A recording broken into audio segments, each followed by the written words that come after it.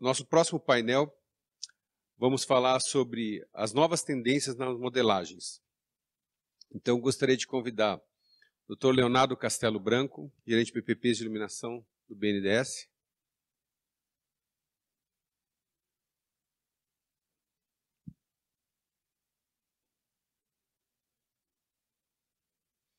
Também gostaria de convidar o Dr. Felipe Teles, da Cunha, gerente de clientes e negócios da Caixa Econômica.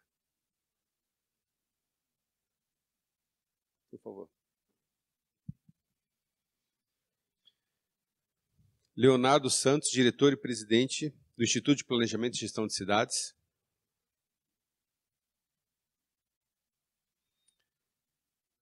Novak Henrique, diretor da área de concessões de iluminação pública da AUA. E, por último, nosso colega da BCIP, mas também representando aqui a Zopone Engenharia e como líder da parte de iluminação pública, Márcio André Pinto. E para fazer o trabalho de mediação, também convido a nossa colega da BCIP, a Vanessa Rosa. Por favor, Vanessa.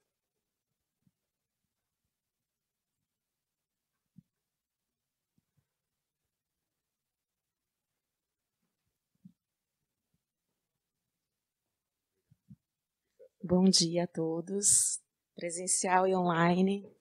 Vou ficar aqui debaixo do sol também como Gurevitch. Deu sorte, né, Gurevitch? Bom, eu sou a Vanessa, sou advogada da área de infraestrutura, mas faço parte da BCIP. Na verdade, eu estou super feliz hoje aqui porque eu vi a BCIP nascendo. Faz uns 5 anos, mais ou menos, né? Foi uma ideia meio quixotesca que o Gurevitch, o pai da ideia, teve, e chamou a mim e a Mariana Campos, que está nos acompanhando online hoje, para falar, vamos montar uma associação? E, bom, vamos, né? E foi super do zero, e as pessoas começaram a vir, a gente começou a congregar os associados, as empresas do setor, e hoje a BCIP é esse sucesso conduzido pelo Pedro, de forma irretocável. A gente só tem a agradecer, né, que ele pegou o filho e cuidou bem e está crescendo, assim como o setor de infraestrutura, de iluminação pública na infraestrutura, né? E é exatamente sobre isso esse painel, né? As novas tendências, como que de um histórico assim de tão curto tempo, se a gente pensar em termos de infraestrutura, né? A infraestrutura, os ativos de iluminação pública foram transferidos para os municípios em 2014, no máximo, né? O limite. E a gente tem menos de 10 anos das PPPs de iluminação pública. É tudo muito recente, se a gente pensar em termos de histórico do país, né? Então, nesses 9 anos, a gente já viu evoluções absurdas, né? Tanto nos números, que foi a apresentação inicial do Pedro, né? A gente passou de pouquíssimos contratos, 17 em 2019, para 95 agora, até fevereiro de 2023. Certamente, ainda em 2023, muitos contratos outros vão ser assinados, e nos próximos anos, com certeza. Eu acho que é um crescimento exponencial mesmo. Então, há muito a comemorar, né? E quando a gente analisa como que isso começou em 2014, como que os projetos foram estruturados e como que está agora, e quais as tendências, né, que é o que vamos falar agora, a gente vê que tem os projetos, as PPPs são complexas, claro, são contratos complexos, e muita evolução já foi feita. Assim como se espera que muita evolução também venha a acontecer, né? Tem muitos temas palpitantes, alguns já mencionados no painel anterior, de como fazer com a CIP, como aumentar a cobertura da CIP, tem a questão da telegestão, que é super comentada também nas estruturações, por que não colocar um percentual maior de telegestão, porque isso também tem a ver com as cidades inteligentes, como trazer as cidades inteligentes mais para dentro das PPPs, né? Há uma expectativa muito grande nesse sentido, assim como o Manuel Renato falou aqui, de forma muito pertinente no painel anterior. É preciso ter pé no chão com isso, né? Tem uma certa futurologia, mas também tem que ser criados os incentivos corretos para que isso aconteça de fato, né? Que a gente não fique só falando de Smart Cities e que elas realmente aconteçam e tenham valor econômico e tragam ganho para toda a população, para as empresas, para o governo. Então, tudo isso está na estruturação dos projetos de PPP. Né? E aqui estão os grandes estruturadores de projetos de PPPs, eles já foram apresentados, né? O BNDES, Caixa, 2 estruturadores privados. o Márcio Pinto, que é nosso colega da ABCIP, inclusive é o líder do Comitê de Receitas Acessórias, maravilhoso, conduz um trabalho muito bom. Então, eu gostaria agora de ouvir um pouco vocês, né, no sentido de como vocês que estão dentro das estruturações estão vendo essas novas tendências, esses ganhos, né, cada um contar um pouco dessa experiência e da sua perspectiva própria, claro, da instituição que estão representando, e depois a gente fazer um bate-bola aqui com algumas perguntas mais pontuais. Eu tenho alguns temas assim que eu gostaria de ouvir vocês também depois, quando a gente aprofundar mais o debate. Então, sejam bem-vindos e fiquem à vontade. Eu acho que vamos começar com o Leonardo Castelo Branco, do BNDES, e depois a gente vai seguindo. Obrigada, Leonardo.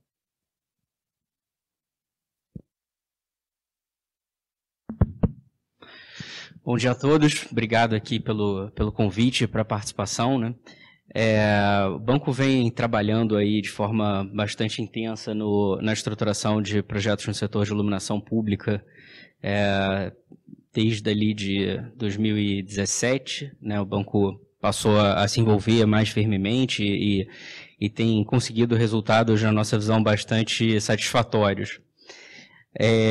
Acho que, assim, a gente parte, né, de uma experiência muito bem sucedida, que é a experiência de Belo Horizonte, né, que eu acho que talvez seja aí a mãe de todas as estruturações mais recentes, né. Acho que ali, de fato, construiu-se uma base muito sólida e com muitos acertos, né. E a gente vem aí, ao longo desses últimos anos, tentando entender naturalmente o que tem se observado que funcionou e o que não funcionou, né? Então, uma questão de lições aprendidas, né? Aprender com o que já foi feito. Acho que também teve uma questão de buscar aprimorar alguns pontos que a gente entendia que careciam de algum grau de aprimoramento, então delinear melhor o que é o parque existente, né, até onde vai a responsabilidade da concessionária. Isso foi algo que a gente entendeu que deveria ser aprimorado. Outras questões, né, e aí nessa questão de melhor delinear a questão de pontos terminais, pontos isolados, a questão de tratamento da apuração do desempenho do concessionário em situações em que você tem bastante interferência arbórea. Trabalhamos bastante também na questão de buscar os mecanismos adequados para garantir que todas as obrigações do contrato sejam adequadamente observadas e cumpridas, e uma agenda bastante grande, que na nossa visão é bastante importante para o setor, no sentido de criar padrões, né, porque a gente sabe que o desafio dos municípios é grande, né, são mais de 5 mil municípios, então a gente entende que essa agenda de criar padrões para que, né, possa ser replicado por outros estruturadores, municípios que queiram fazer sozinhos e assim por diante, isso é bem importante, né?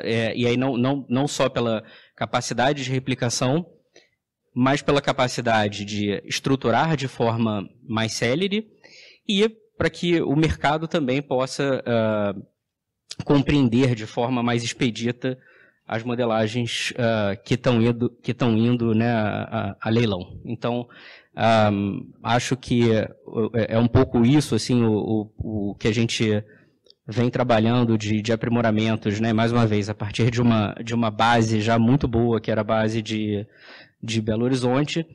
E daqui para frente, eu acho que o que é de se esperar é um pouco nessa linha também, assim, de continuar aprendendo com lições aprendidas de outros projetos, né? Assim, é um setor muito aquecido, muitos projetos, né? Mais de 90 contratos já assinados, mas a gente tem que lembrar que é um setor relativamente novo, né? Assim, você não tem projetos que estão rodando há 20 anos, né? Assim, então, a capacidade de aprender com eventuais erros de projetos ainda é relativamente limitada, né? Você tem um grande número de projetos assinados nos últimos anos, mas ainda poucos projetos que tenham, sei lá, depois do período de modernização, 5 anos, 10 anos de projeto rodando mesmo para entender e para retroalimentar o processo de estruturação. Então, eu acho que isso é um caminho natural e obviamente,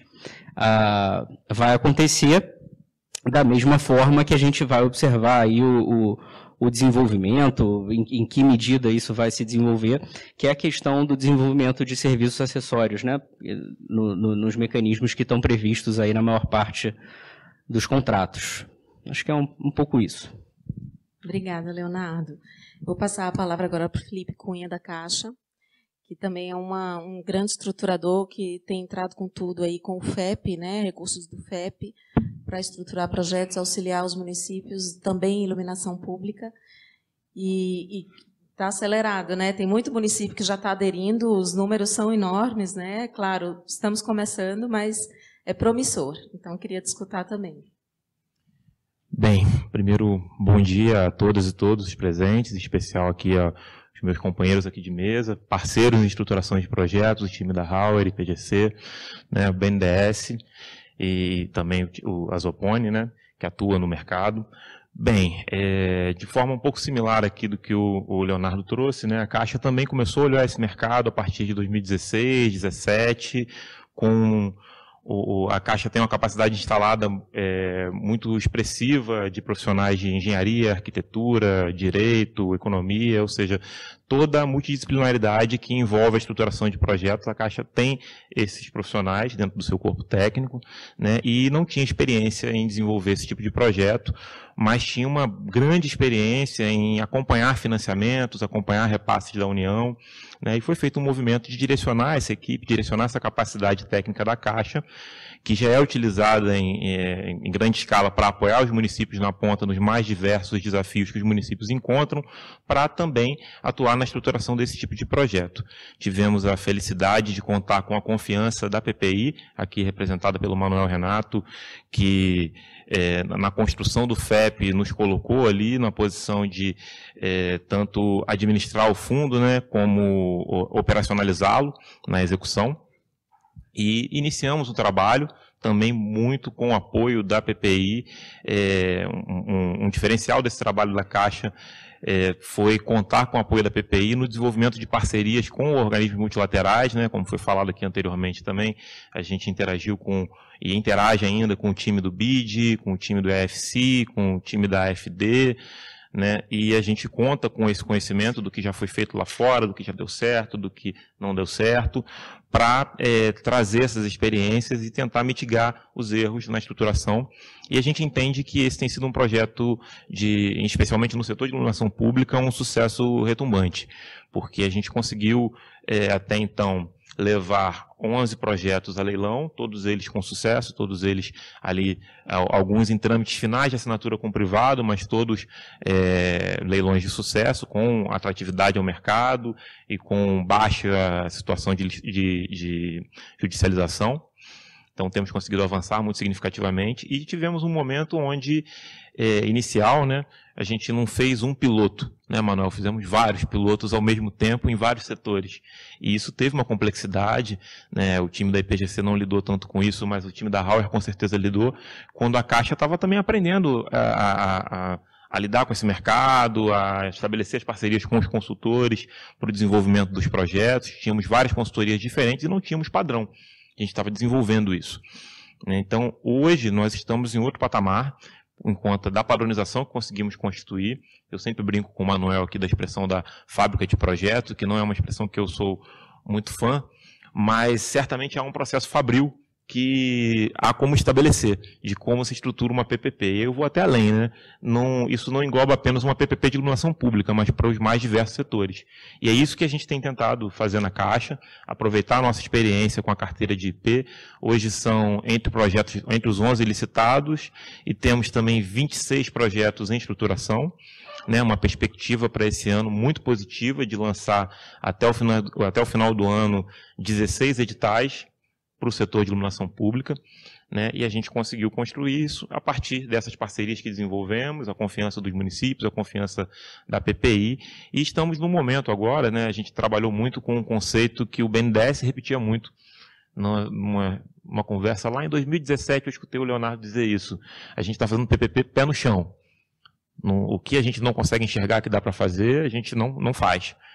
Né? E a gente trabalhou muito nesse sentido, ou seja, tudo que ficava fora do que seria possível garantir na COSIP, nós sempre trabalhamos considerando essa garantia, tentando valorizar essa garantia como algo firme, dar valor a ela, né? Separá-la para que efetivamente ela atenda o objetivo dela, que é fazer os investimentos necessários para a manutenção e para a instalação dos parques de iluminação pública, mas nós percebemos na Caixa que estamos já num momento mais maduro, onde há mais players no mercado, há um maior conhecimento dos ministérios públicos, dos tribunais de contas, sobre o processo de PPP em si, não necessariamente somente no setor de IP, mas é fato que o setor de IP é o mais aquecido, né? E a gente entende que ele tem um potencial de puxar a fila para que essa agenda também perpasse outros setores da infraestrutura social e econômica.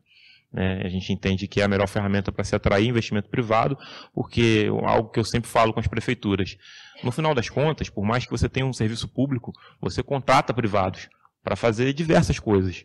Né? Então aqui a gente está falando de um arranjo mais adequado para realmente dividir os riscos ali de forma equilibrada, o risco que o privado é capaz de assumir e lida melhor, e o risco que o público é capaz de assumir ou lida melhor. Né? Então, esse ferramental ele pode ser usado em todos os setores de infraestrutura.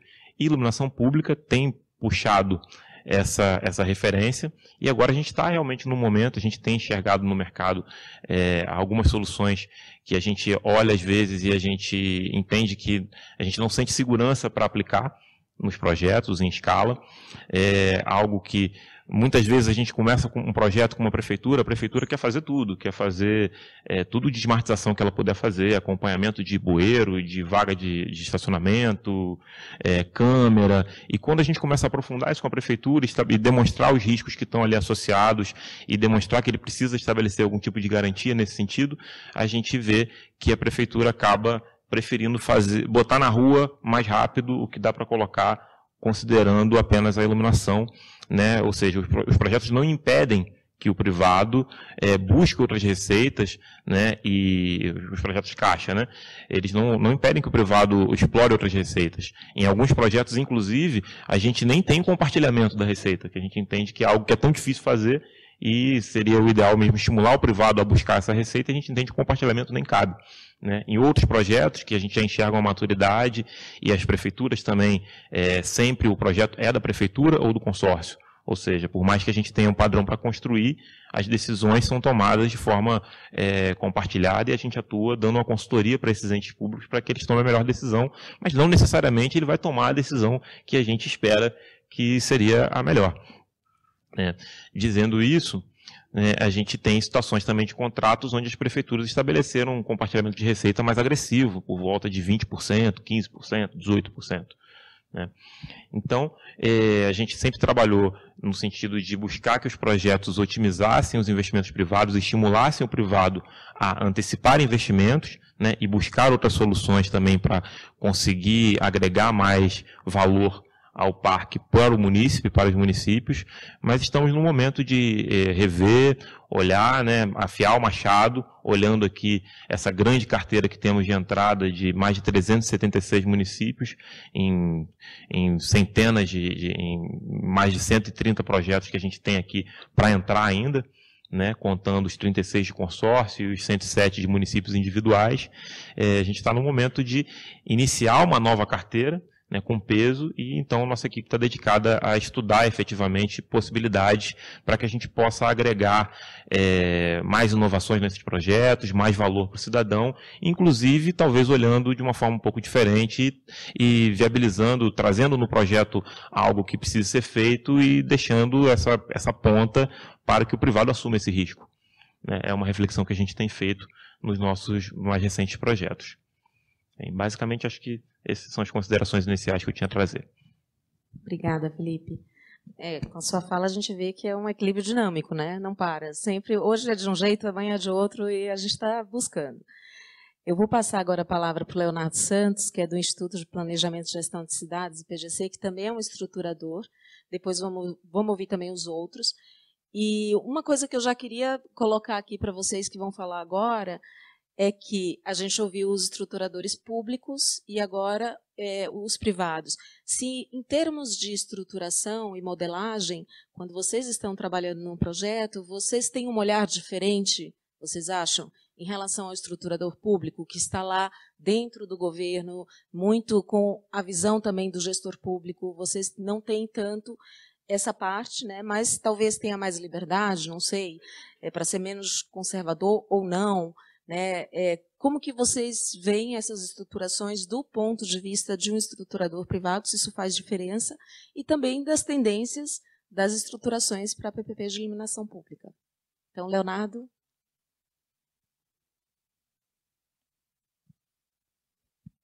Todos, primeiro agradecer em nome do Pedro esse convite, é um prazer estar aqui, é o primeiro evento que a gente está participando da ABCIP, é uma associação que hoje nós já temos parceiros, né, associados nas concessões que o IPGC modelou ao longo desse tempo, né, agradecer a mesa, os bancos públicos, o MASF, né, a Caixa, o BNDES, a RAUE, que é mineira também, como o IPGC, né, nós estamos aqui já nesse trabalho já há mais de 7 anos na estruturação, e eu vou pedir licença, se me permite, se eu puder, é só porque eu vou tentar fazer uma apresentação bem curta, para a gente falar um pouco o que a gente tem feito e já responder algumas questões que foram enviadas na orientação do e-mail. Se me permitir a apresentação, por favor.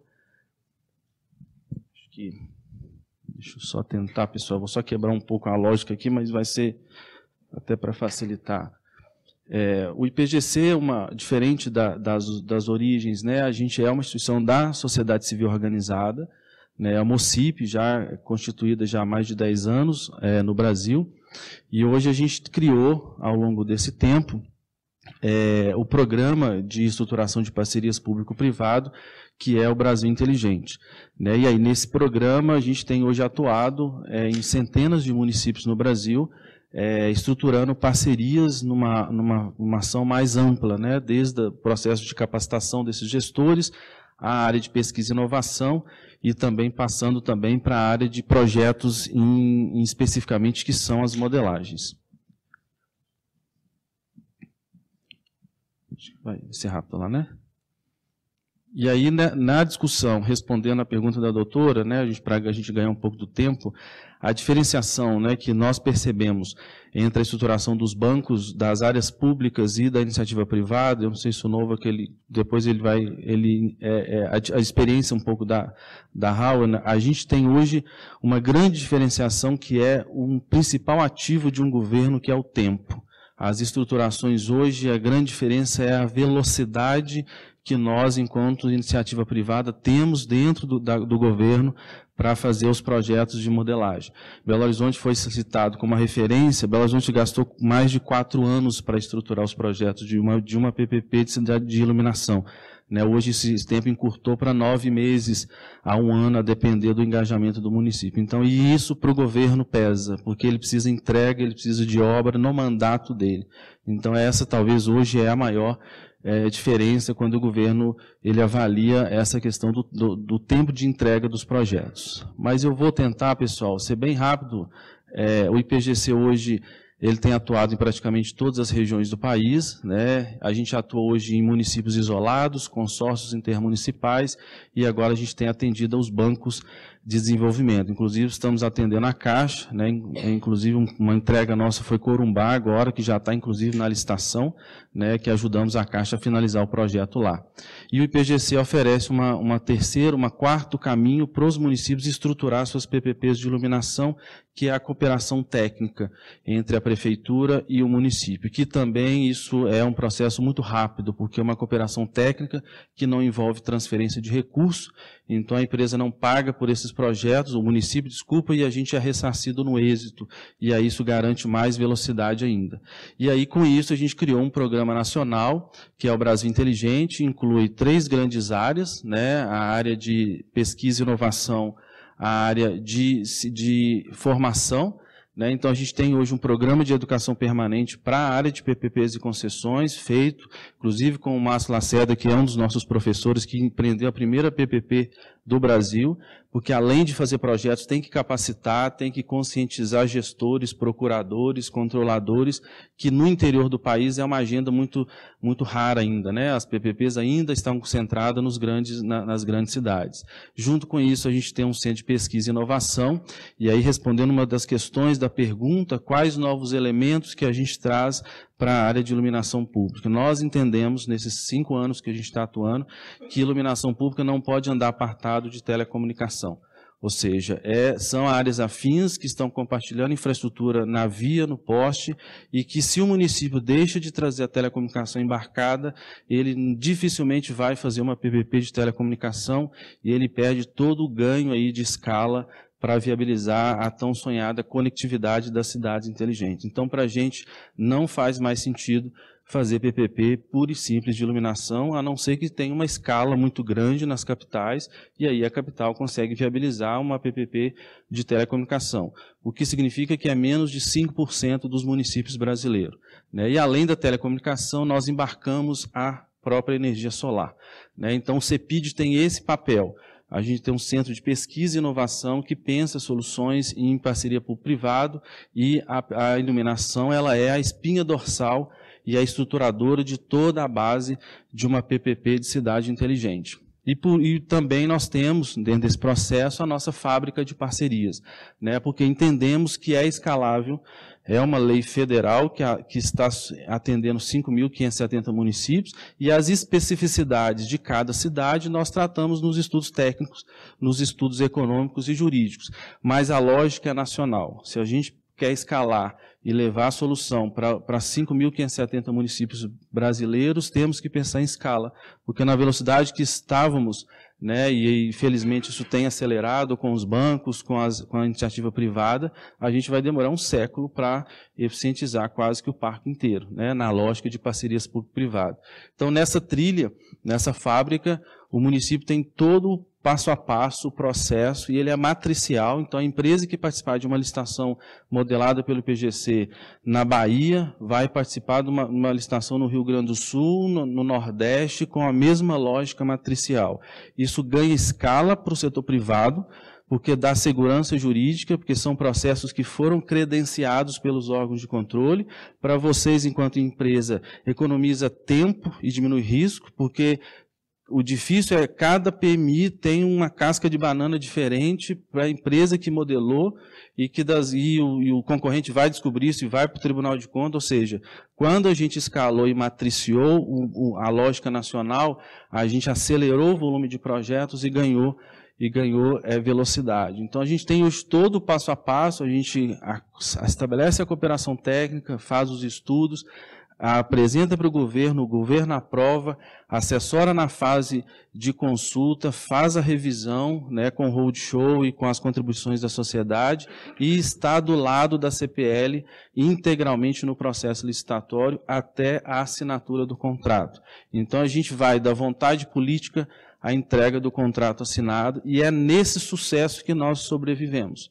Se eu estou aqui hoje é porque alguma coisa deu certo, porque nós não temos R$1 de investimento público nem privado durante todo o processo de estruturação, e assumimos o risco, sabemos que ele existe, e temos hoje mitigado esses riscos no processo de estruturação.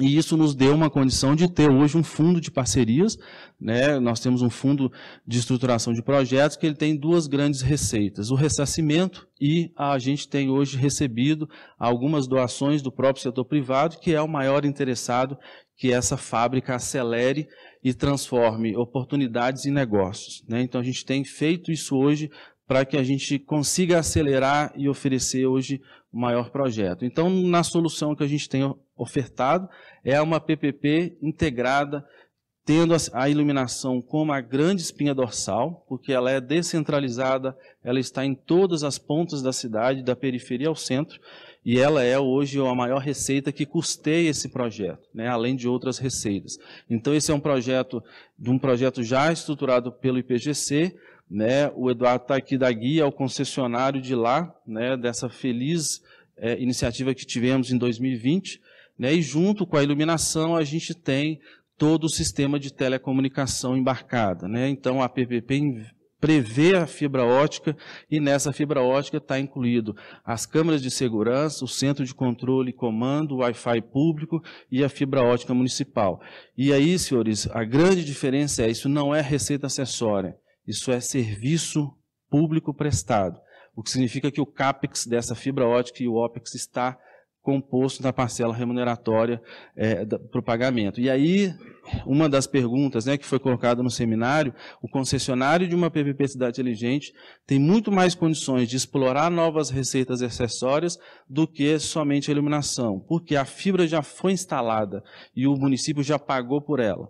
Então, o seu risco de abrir novos serviços é menor do que alguém, por exemplo, que vai ter que investir quilômetros de fibra ótica sem nenhum repasse público, com um risco muito maior e disputar o mercado com as concessionárias locais, né? Então, eu digo assim, que os concessionários de PPPs de Cidade Inteligente têm uma chance muito mais segura de explorar receitas do que somente a área de iluminação pública. E, junto com isso, a gente integra também a geração de energia.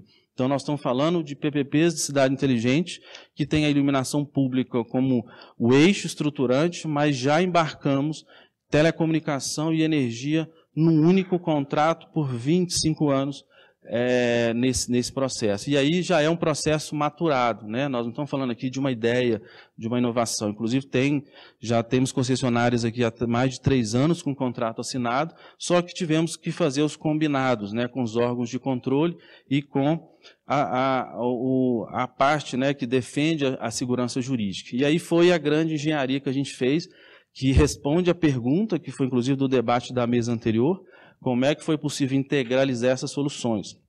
E fomos discutir com o Tribunal de Contas. O Tribunal de Contas falou assim, tudo bem, PGC, a única questão que vocês precisam nos garantir é que o dinheiro da CIP ou da COSIP esteja gasto com iluminação pública nesse projeto. Se você me der condições de lastrear isso, você pode integralizar outras soluções e, obviamente, criar outras receitas para pagar essas soluções. E aí, defendendo o princípio, né, do ganho, e é um princípio constitucional, que é a eficiência do gasto público.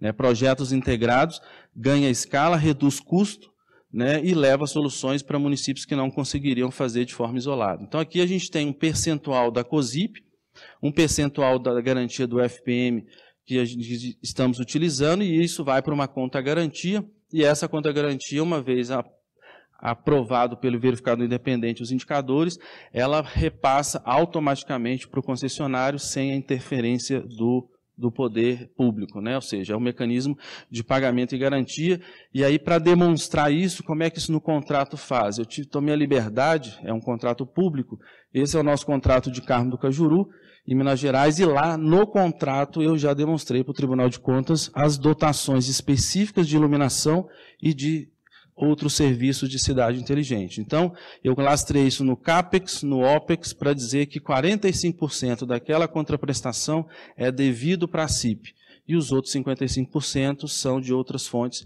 que a Prefeitura lastreou. Foi a forma que nós encontramos para avançar, porque a lei já está ultrapassada, né? Ou seja, eu defendo o movimento de mudar a lei da CIP para ampliar o escopo, mas enquanto a lei não avança, a gente conseguiu estruturar soluções que colocassem isso à prova e que não houvesse questionamento dos órgãos de controle. Mas é isso, esse projeto foi reconhecido, né, como uma das melhores PPPs pela ONU, né, no ano passado, e a gente está hoje escalando isso para o Brasil inteiro. Temos vários ODS inclusos no nosso programa, e aí eu queria entrar numa área bem específica, que é para tratar com vocês o impacto disso nos últimos 5 anos.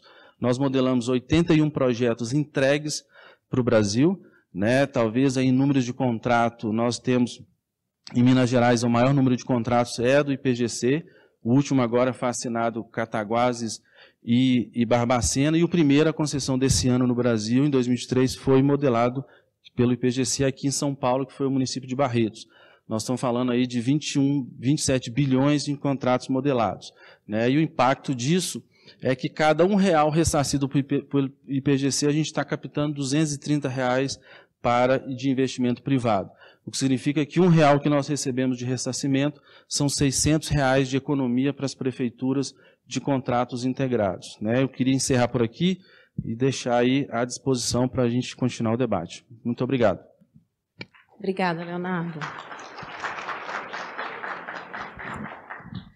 Vou passar a palavra agora para o Novak Henrique da Hauer, que é outra estruturadora privada, que tem já uma boa carteira de projetos bem-sucedidos, então, certamente já tem uma curva de aprendizado que vai ser importante compartilhar aqui com a gente hoje. Bom dia a todos. Obrigado, Pedro, em nome da ABCIP, o convite, né, de participar desse evento, a mesa também, aos convidados. Aqui a gente está estou com 2 clientes aqui, que é o BNDES e a Caixa. A gente está nessa luta, né, de desbravar esse setor de iluminação pública. Esse evento é fundamental, né, para a gente discutir temas relevantes, né, de cidades inteligentes, receitas acessórias, e também, vamos dizer assim, como tornar mais esse modelo mais atrativo para o mercado e também para o cidadão. A Hauer já vem trabalhando há mais de 8 anos nesse segmento de estruturação de projeto. A gente foi impulsionado aí, em termos de curva de aprendizado aí, com o projeto de Porto Alegre, um dos primeiros projetos aí, tocados aí junto com o BNDES. Né? Nós temos aí mais de 22 projetos estruturados, 1 milhão de pontos estruturados também. Temos atuação também no mercado de verificação independente, né? Nós temos, vamos dizer assim, essa curva de aprendizado também adquirida das lições aprendidas que a gente vê de contratos assinados no passado, que a gente se pega aí, vamos dizer assim, em salas, em reuniões, discutindo assim, como que a gente não tinha pensado nesses riscos. Respondendo um pouco a pergunta, Vanessa, sobre a questão da visão, quando a gente trabalha diretamente com órgãos como Caixa, BNDES e com o município, existe uma diferença, de fato.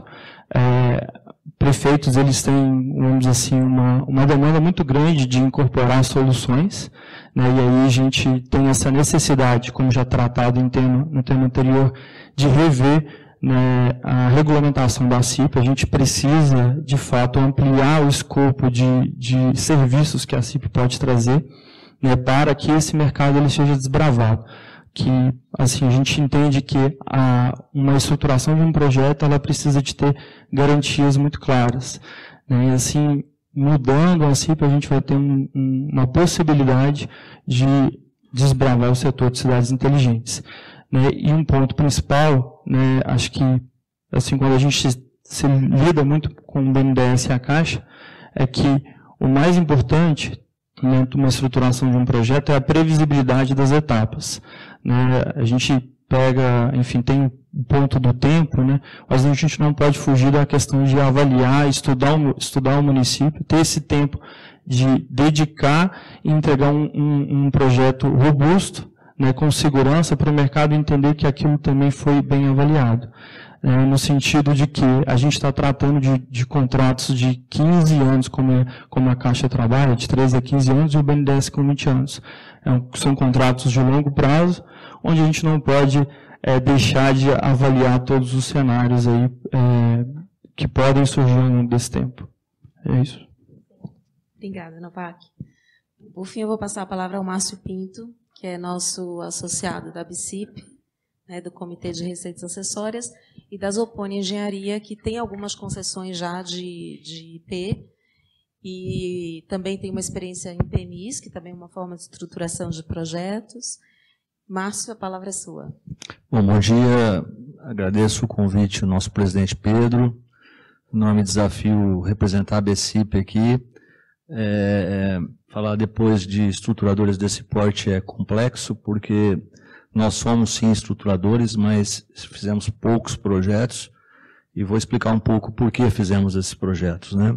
O Grupo Zopone hoje é um dos maiores grupos de engenharia do Brasil, estamos aí entre os 30 maiores grupos de engenharia do Brasil, e o mercado de iluminação pública tem uma sinergia muito grande com outras áreas de negócio nossa, como a área de telecomunicações, onde a gente é a maior empresa de construção de infraestrutura de telecomunicações no Brasil. Então, a gente já nasce pensando em iluminação pública, pensando em receita acessória, né? A gente só olhou para esse mercado por conta dessa sinergia.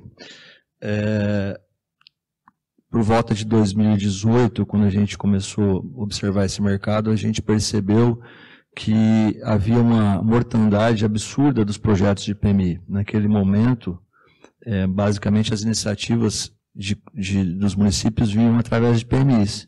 E as PMIs, né, Pedro, citado na sua apresentação, elas tinham um índice de mortandade muito grande, né? E aqui nós estamos num ambiente de empresas, de associação, mas a gente tem que fazer um meia-culpa, né? Eu acho que o Instituto do PMI, Eduardo, um instituto fantástico, ele foi muito distorcido pelo nosso setor, né? Eu acho que houve um pouco de ganância do setor. Eu acho que as empresas que foram fazer PMI se preocuparam sempre em achar que isso ia ser um casado, né? Faço a PMI, levo a concessão, e isso não gerou negócio para ninguém, né?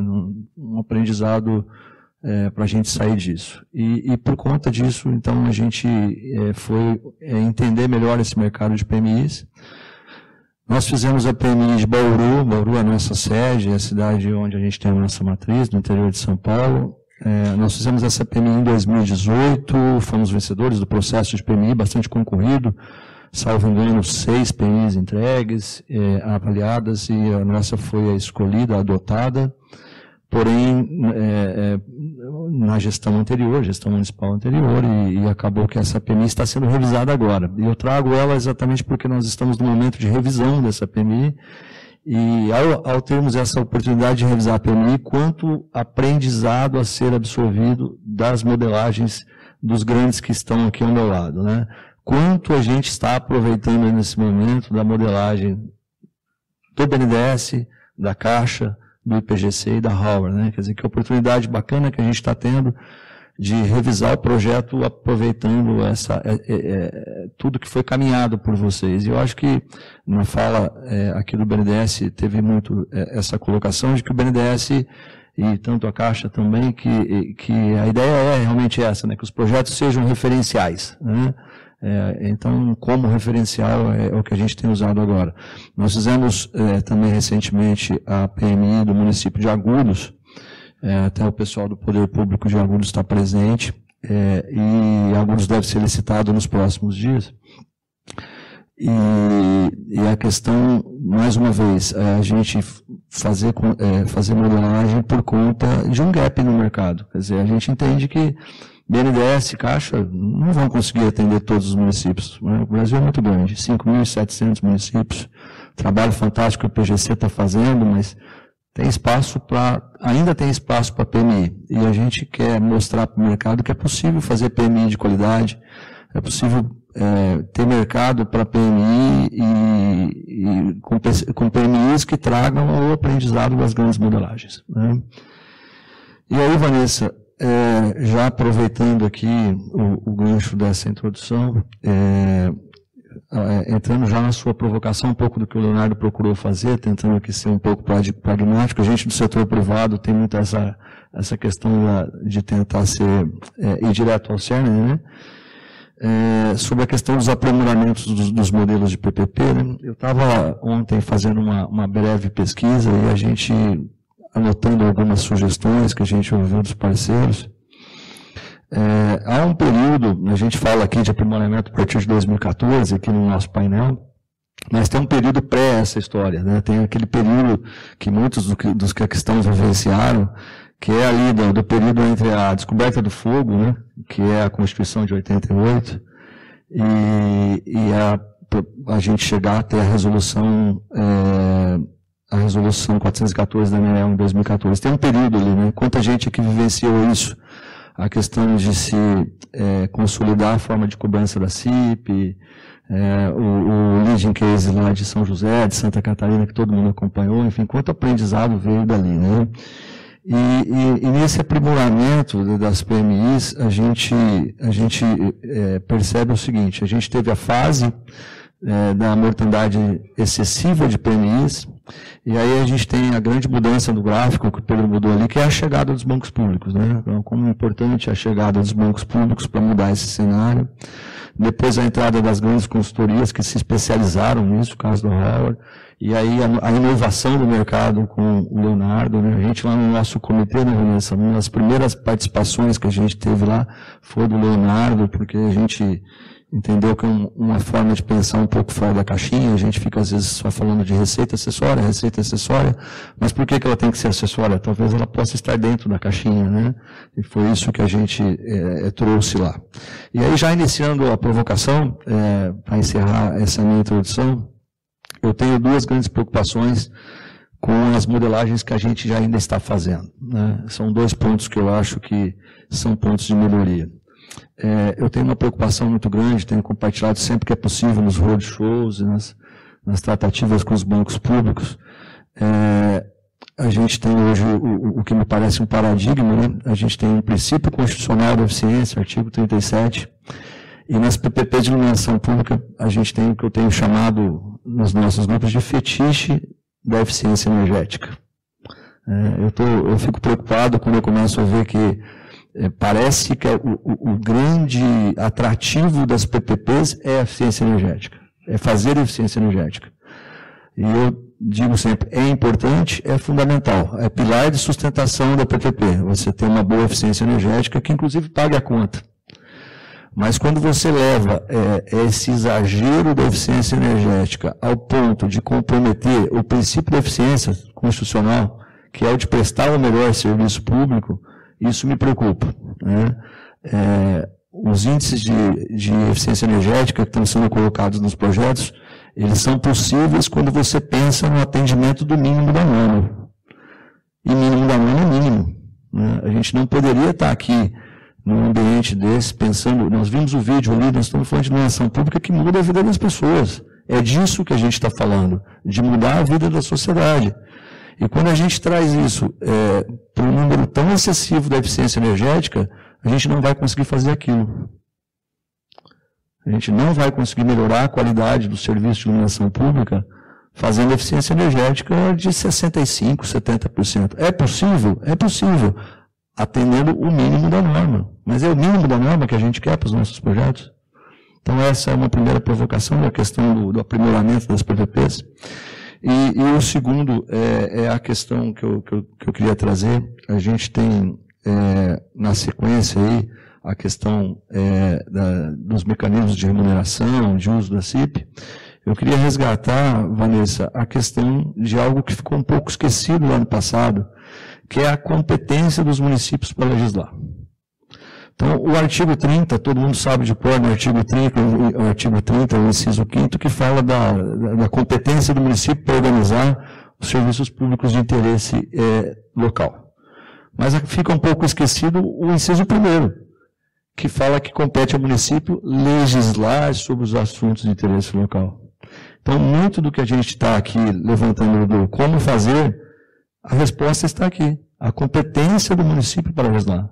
O município pode legislar sobre serviços acessórios, o município pode legislar da necessidade dele de agregar outros escopos, como o PGC tem feito. E isso é realmente local. Cada município sabe a sua dor.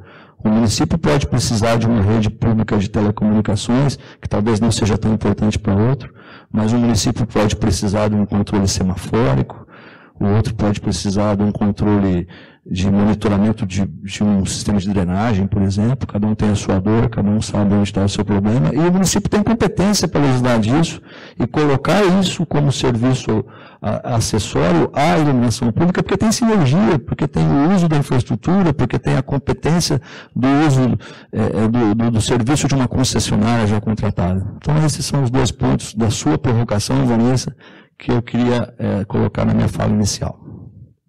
Márcio, obrigada. Quero entrar exatamente nisso agora, que eu vou fazer algumas perguntas aqui. Mas antes eu quero fazer uma retificação, porque cochicharam no meu ouvido que eu chamei o painelista de uma forma errada. O nome dele não é Novak, é Novak. Então o erro foi todo meu. Então, retificação feita, perdão pedido, continuemos.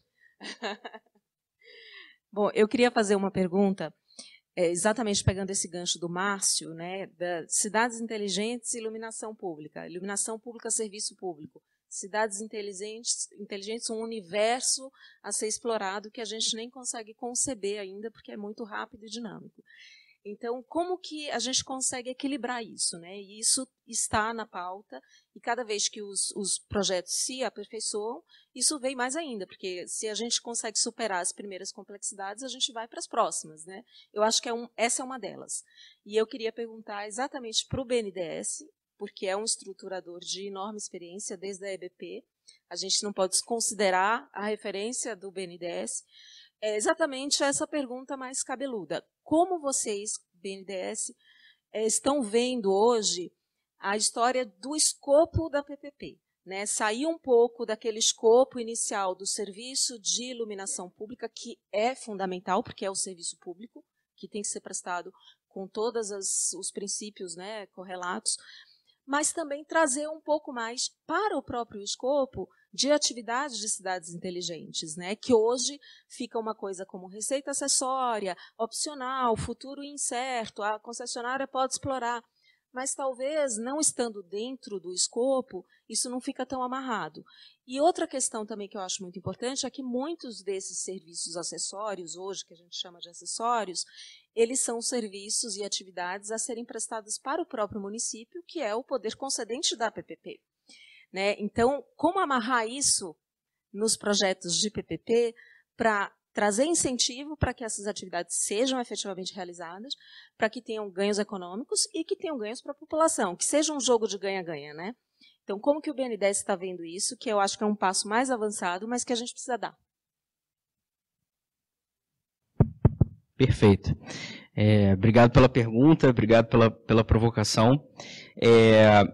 Primeiro, assim, a gente, de forma alguma, é contrário ao desenvolvimento de outros serviços, né? E aí não vou falar acessórios porque é o termo do contrato, mas outros serviços que possam se utilizar da infraestrutura de iluminação pública para oferecer outros serviços públicos, né? Que a modelagem ela traz alguns viabilizadores para que isso aconteça, né? Então, a gente vem trabalhando com prazo um pouco mais longo, né? Tendo como premissa 2 ciclos de modelagem, e não é o único motivo, mas um dos motivos é justamente para que se tenha mais tempo para aumentar a chance de se viabilizar, né, outros serviços relacionados ao conceito de cidades inteligentes. Não é a única motivação, mas é uma das principais motivações. Todos os projetos ele tem seu escopo telegestão, então usualmente, né, o mais normal é que seja em uma parcela nas principais vias do município, mas isso por si só traz como uma exigência a criação de uma rede de dados, né, que pode vir a ser utilizada para o desenvolvimento de outros serviços. Então, assim, a gente acha que tem ali elementos que podem fazer com que isso viabilize. Se vai viabilizar ou não, o tempo vai dizer, e a gente acha que um prazo mais longo de horizonte de concessão ele é benéfico nesse sentido. Agora, obviamente, a gente acompanha essa questão da possibilidade de uma alteração legislativa e a gente acompanha também com muito bons olhos esse tipo de iniciativa que o Léo apresentou aqui, e tomara que seja muito exitosa, que se mostre robusta, sólida, que passe pelos escrutínios ao longo da vida do contrato e quem sabe isso não possa ser eventualmente replicado, né? Então, o banco, né, nas discussões internas, ainda acha que ainda carece, né, de mais tempo para se aprender com o que deu certo, o que não deu certo. Então, por enquanto, a gente ainda continua adotando essa abordagem das receitas acessórias, enfim, inclusive, recentemente, a gente acha que deu mais um passo, né, que era algo que era muito comentado, que era ter nas minutas de contrato já uma lista de atividades que dentro de determinadas condições já estejam pré-autorizadas, né, então, mais um passo no sentido de facilitar a viabilização desse tipo de exploração sem tanta, enfim, com menos menos dificuldades ou menos burocracia, um processo mais facilitado ali junto ao poder concedente. Então, acho que é um pouco nessa linha a nossa visão, mas, sem dúvida nenhuma, a gente quer acompanhar tanto essas experiências que o Leonardo apresentou, como a gente acompanha também essa possibilidade aí, que aí, na nossa visão é mais estrutural, que é de você ter uma alteração legislativa, que aí, sem dúvida nenhuma, viabilizaria muitos desses anseios que hoje, na nossa visão, ainda não são possíveis. Obrigada, Leonardo. Eu queria fazer uma pergunta agora para o Felipe, da Caixa, que eu sei que a Caixa veio depois, né, como estruturadora, já com um espaço muito importante, e tenho o prazer de trabalhar com a Caixa na estruturação de projetos de outros setores, né, e vejo que a Caixa tem uma preocupação muito grande com a segurança jurídica do projeto e com a atratividade, porque tem o fundo, né, o FEP, tem dinheiro público envolvido, então é importante que os projetos virem, né? E nessa questão da atratividade, eu acho que um dos pontos mais importantes da estruturação de um projeto são as garantias, né? Os mecanismos de pagamento e garantia para o contratado, porque, mal ou bem, tem a CIP, e ter a CIP é maravilhoso, mas da CIP chegar na conta da concessionária é outra história, né? Muita coisa pode acontecer nesse meio do caminho. E a gente sabe disso, é o risco político das concessões, quando a gente está trabalhando com o governo, e sempre vai acontecer, tem mudança de mandato e tem uma série de coisas. Então, como que a Caixa tem visto isso e tem buscado absorver essa questão nos contratos que a Caixa tem estruturado para causar mais segurança jurídica? A gente sabe que tem a conta vinculada, mas até que ponto a conta vinculada é suficiente? Um contrato bancário robusto, uma conta garantia robusta e outros mecanismos, eventualmente, de garantia do parceiro público. Então, como que a Caixa está vendo isso, trazendo isso para suas estruturações e vê como possibilidade ainda de aperfeiçoar, que sempre existe, né? Obrigado pela pergunta. Olha, a gente tem endereçado essa situação de forma muito clara em todos os contratos, né, apartando a gestão dessa conta, né, para um agente fiduciário que vai efetivamente fazer os movimentos e vai ser o responsável ele vai receber o verificador independente informa o que efetivamente pode ser ordenado a ser pago, né, e o agente fiduciário recebe essa informação e consegue fazer o repasse.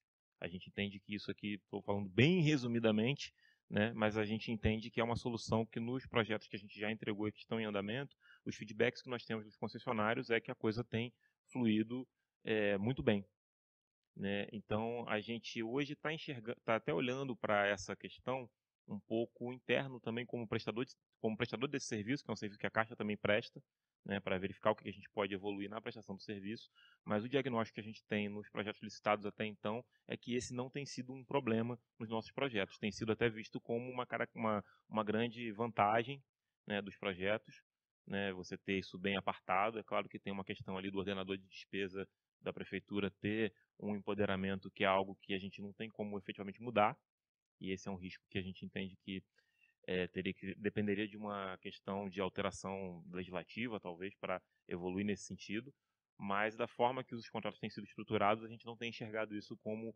um risco que está se materializando na prática. Tá? Os feedbacks são positivos dos players que estão lá operando esses ativos hoje. Ótimo, obrigada. Eu vou fazer uma pergunta agora para o Novak. Eu faço questão para falar o nome dele direito. Aproveitando um pouco também o que o Leonardo falou antes na apresentação dele, né, do lado de incorporar serviços e tal. Uma questão que eu sempre vejo muita discussão é sobre a telegestão e o quanto de telegestão colocar no contrato. Tem o princípio da realidade que a gente não pode descartar, né, que a gente precisa pensar também que se a telegestão vai ser remunerada dentro do contrato, né, tem até onde a CIP pode ir, até onde a CIP cobre, o que cobre, né, o cobertor é sempre curto, tem uma série de coisas que a gente sabe que também não dá para fazer milagre. E eu vejo em alguns modelos novos, recentes de PPPs, que existe uma cobertura maior de telegestão, o que para muitas empresas é desejável, porque a infraestrutura da telegestão é o passo para a exploração de outras atividades depois. E existem contratos mais conservadores que colocam um percentual baixo de telegestão para ser um pouco mais realista. isso pode aumentar ou não, enfim.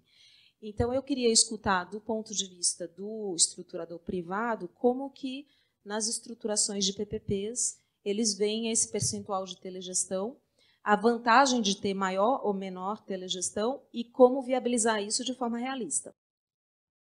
Bom, essa pergunta é ótima, né? Principalmente porque tem bons fornecedores aí de telegestão hoje aqui com a gente, né? Enfim, sobre o ponto de vista da estruturação de projeto, né, a Hauer tem como premissa-chave trabalhar com um cenário ideal de 100% de telegestão. Logicamente, isso carece muito, né, da necessidade de investimento, né? Então a gente tem que fazer essa análise de viabilidade. E aí, assim, até aproveitando, Vanessa, um dos pontos assim, de bons exemplos, boas práticas, que até permitiram um aumento de escopo de investimentos, inclusive na parte de telegestão, né, foi a questão do ramp-up, né, uma das lógicas aí de investimento que a contraprestação ela não começa em 100%, né, ela vai gradativamente aumentando. Isso possibilita ao parceiro público um fluxo de caixa que permite aumentar o escopo de investimento e, dentre esses, está a telegestão. O que a gente vê, né, hoje no painel anterior, uma iniciativa muito importante para a telegestão é, de fato, a acreditação da medição, né, do dispositivo de medição da telegestão. A gente entende hoje que a telegestão hoje ela ainda não reverte, ela não tem um processo que se pague em termos de custo, né? A gente tem ganhos qualitativos em termos de ter uma manutenção mais proativa, não depender do cidadão abrir um chamado, né? Você tem a telegestão ali para identificar um ponto apagado já de imediato. Essa é uma solução muito interessante para o cidadão, mas ela não é revertida em custo, né? Em economia de redução de custo.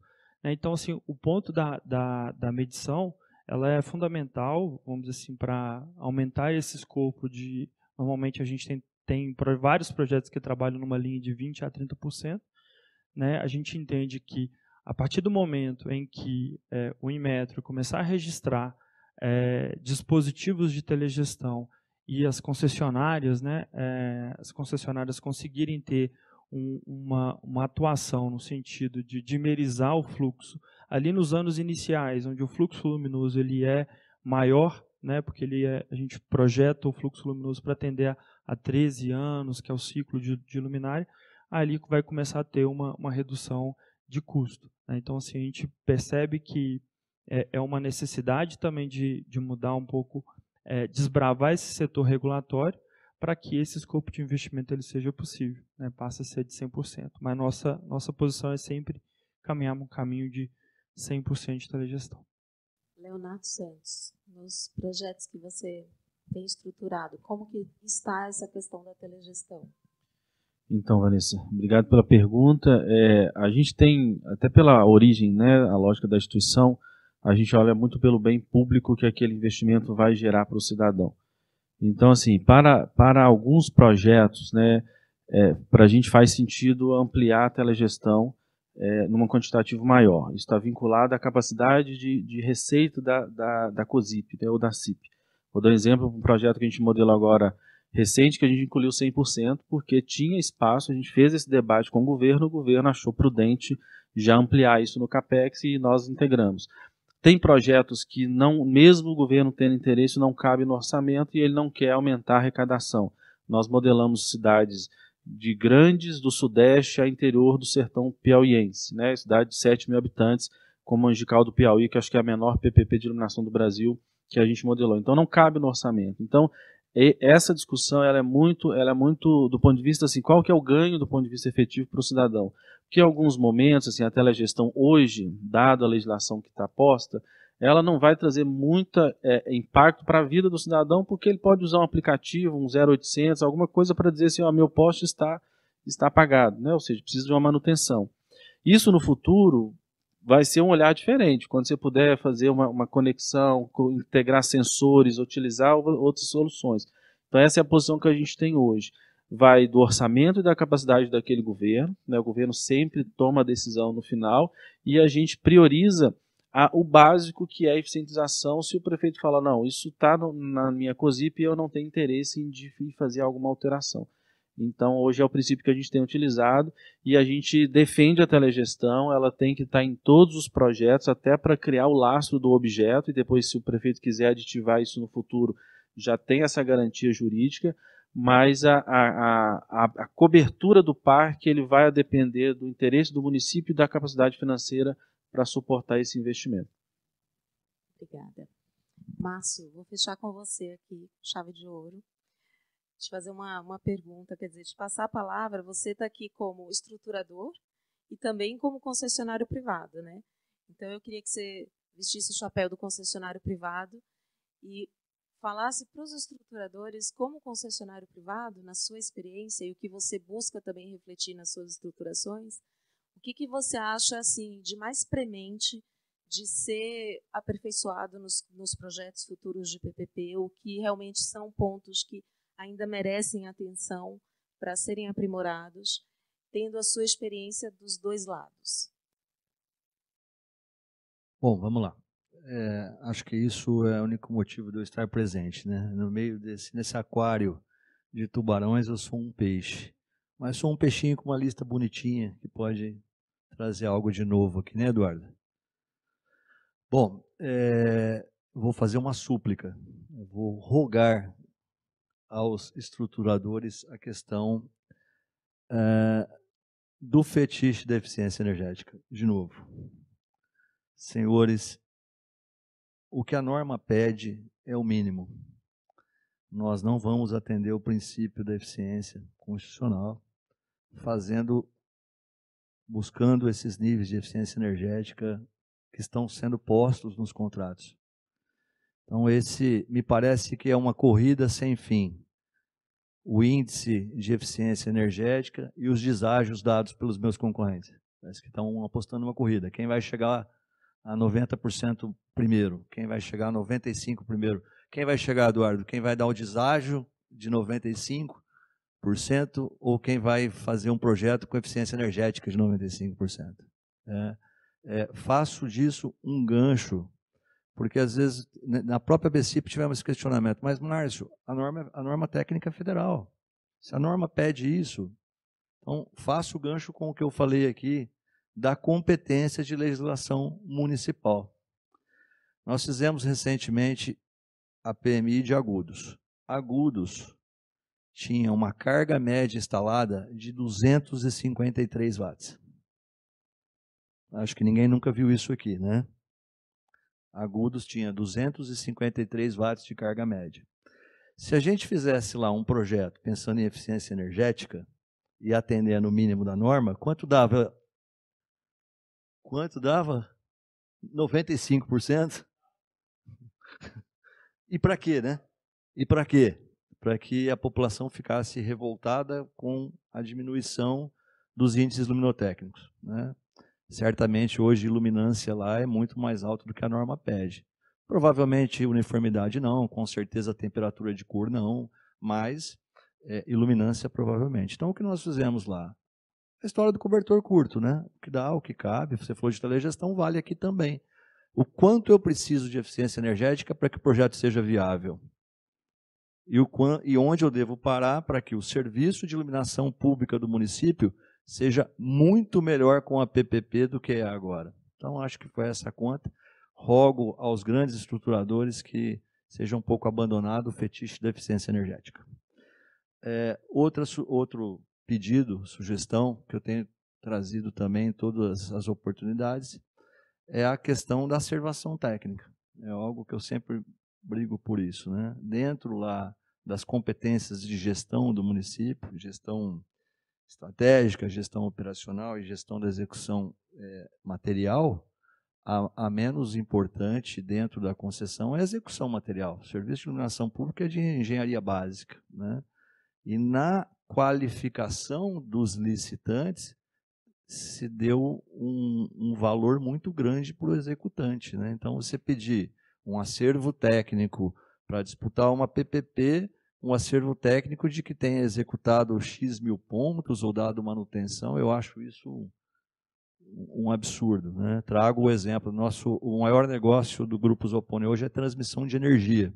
Nós somos concessionários de 7 concessões da ANEEL, e eu digo, eu disputo uma concessão de transmissão de energia de um projeto que tem um CAPEX de mais de R$1 bilhão, e eu não preciso ter uma observação técnica da empresa de que ela construiu X metros de linha de transmissão ou uma subestação. Por que na iluminação pública isso? Não faz sentido para mim. Tá? Então, é a sugestão.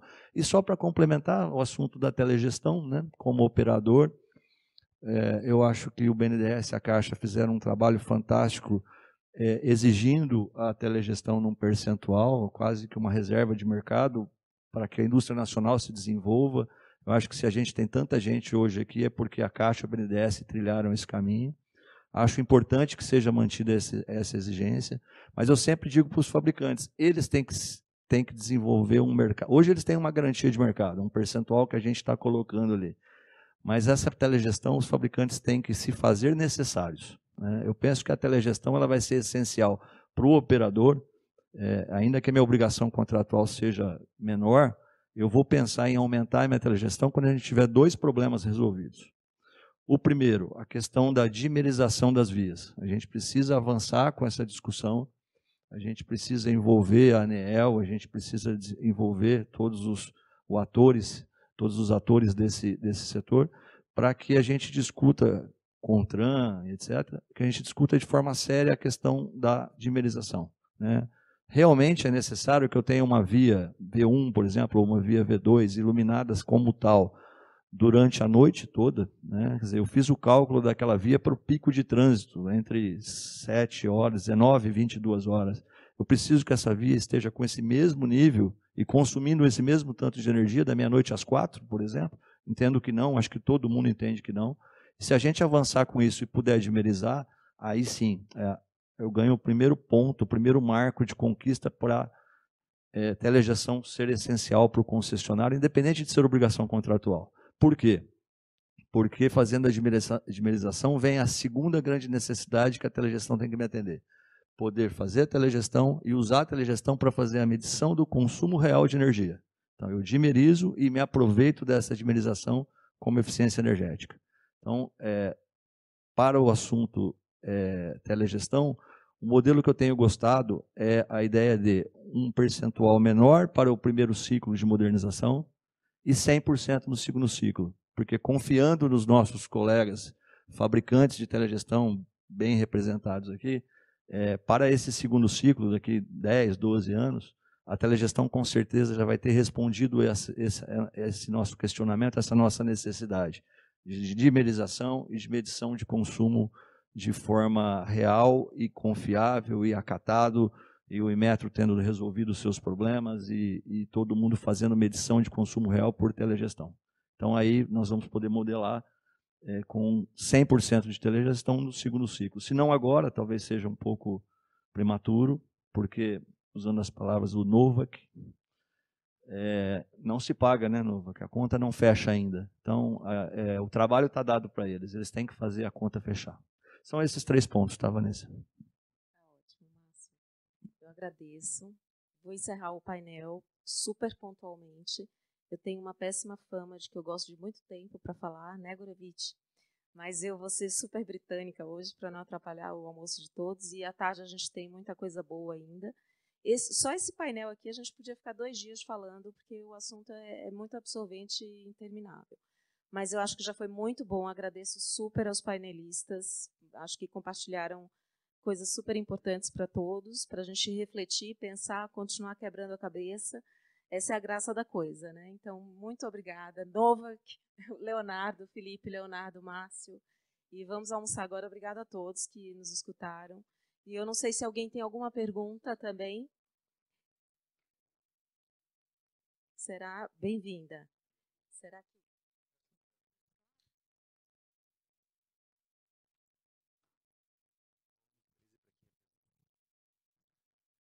Bom dia a todos. Meu nome é Hector, sou o superintendente responsável pelo Smart CPG.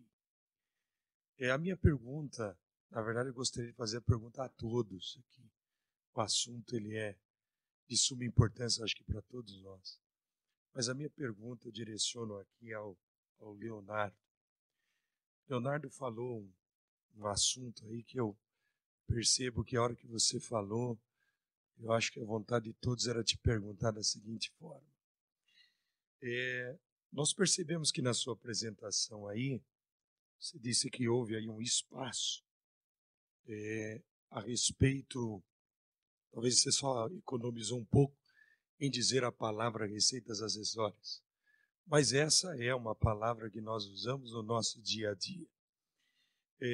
A respeito do seguinte, houve aí dentro desse projeto de vocês, ao qual parabenizo, Ouro Preto, isso, aonde houve ali uma explicação até muito breve sua em relação à dotação orçamentária.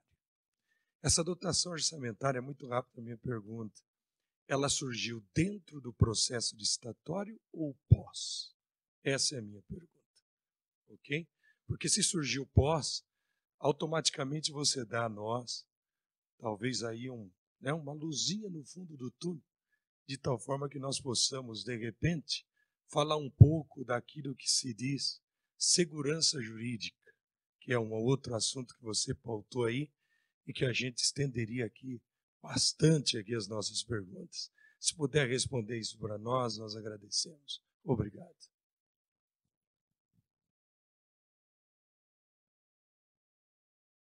Pela pergunta. Então, hoje, para responder pontualmente a questão do processo de estruturação, né, da PPP de cidade inteligente, a gente tem chamado, sabemos que o conceito é muito mais amplo do que só essas áreas. A gente tem uma fase 1, que é a fase de estudos, e aí é feito pela equipe de gestão pública do IPGC, que estuda a estrutura orçamentária daquele município. Então, a gente vai lá pegar a lei orgânica do município, a LDO, entender onde que está previsto e como é que é feito os pagamentos. Então, esse é o primeiro raio-x que a gente faz e a gente entende que a lógica é praticamente a mesma. Porque, além da iluminação, eu estudo os pagamentos da energia predial. Então, a saúde paga isso no Fundo Municipal de Saúde, a educação paga isso com dinheiro do Fundeb, enfim. É uma miscelânea de pagamentos, porque a ordem não é estruturada. Cada um paga a sua conta e é isso aí, e no final o prefeito vê o que dá. A gente ajuda a estruturar o processo municipal. Alguns a gente vai estruturar, e aí tem que mudar a legislação, a lei de diretriz orçamentária, tem que rever essa lei. Né? Se for possível, a gente faz o esforço. Se o prefeito tiver governabilidade, a gente faz os esforços. Ou, e aí, talvez um processo talvez mais precário, a gente reorganiza esse ordenamento das despesas dentro do contrato. Né? Então, você tem dois caminhos. O caminho de ir lá e fazer o dever de casa inteiro e mudar as dotações e reorganizar ela. Por exemplo, nós estamos fazendo, vai fugir um pouco da área de iluminação, mas nós fizemos a primeira PPP de energia solar do Brasil, foi desenvolvida pelo Instituto no Piauí. Né? Na verdade, a gente fez no Ceará, só que a maioria conhece pelo Piauí, e agora estamos fazendo em outros estados. Lá a gente teve que reordenar a lei de diretriz orçamentária, porque cada secretaria pagava a sua conta, e eu precisava de uma conta única, estruturada. Né? Porque aí eu tive que fazer uma discussão desde os 25% devido à educação, os 15% da saúde. Tem toda essa discussão, porque eu preciso organizar a casa para integrar essa nova inteligência que estava desconectada. Ou seja, esse é um trabalho. Só que isso depende de vontade política, de governança. O prefeito tem a base, não tem a base na Câmara, aprova, não aprova. E aí, em alguns casos, a gente vai pelo reagrupamento mesmo na LDO. E aí a gente já prevê isso no projeto de lei, para que a prefeitura já adeque isso. A discussão com os órgãos de controle é o seguinte: o órgão de controle ele não entra nessa discussão do ponto de vista da legislação e das fontes, mas o que mais interessa para ele é assim, o município está pegando dinheiro da COSIP, está pagando telecomunicação ou energia predial. Você consegue, se eu fizer uma auditoria no contrato, eu consigo lastrear isso e dizer que você conseguiu separar o que o Tribunal de Contas nos determinou foi isso e a gente conseguiu fazer. Só que hoje esse foge um escopo da modelagem, mas nós estamos tendo que estar dando assessoria jurídica aos municípios nas suas dotações. Esse é o ideal que a gente tem feito Alguns não conseguimos, outros, a grande maioria, os prefeitos têm dado conta pela grandeza do projeto. Quando você vai para a Câmara de Vereador e diz que é importante mudar a lei de diretriz e isso vai gerar esse impacto de uma cidade inteligente, dificilmente você vai ter um vereador contra que vai votar e vai justificar esse voto. Mais uma.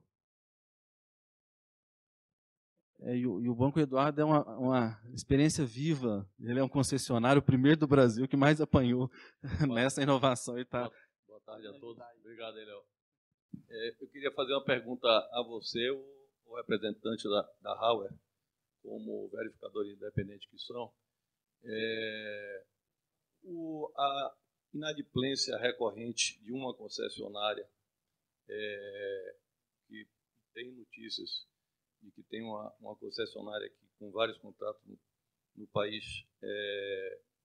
está ocorrendo, isso pode levar a uma rescisão unilateral do contrato?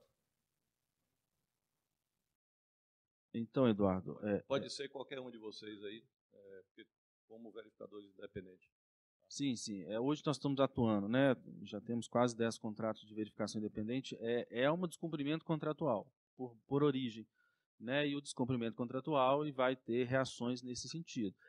Mesmo sendo, né, um serviço de prestação continuada, que é o serviço de iluminação, né? A gente tem hoje discutido como saneamento, né, os rompimentos e a finalidade, o fim dos contratos de saneamento, a companhia não pode sair do município e abandonar o serviço. Mas, de fato, é um incidente que seja aí uma discussão de uma quebra de contrato nesse sentido.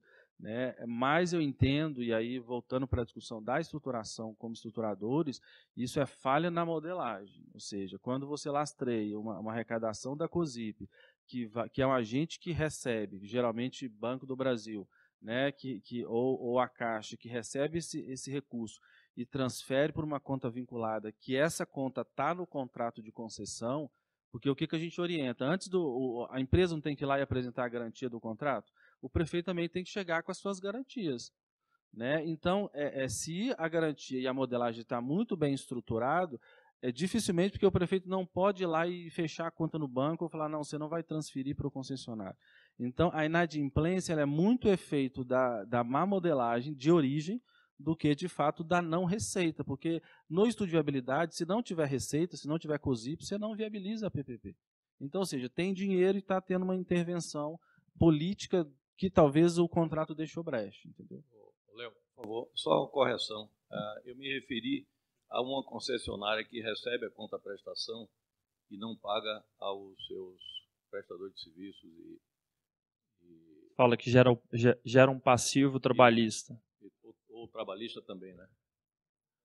Bom, é um descumprimento contratual, né? Isso tem sido recorrente.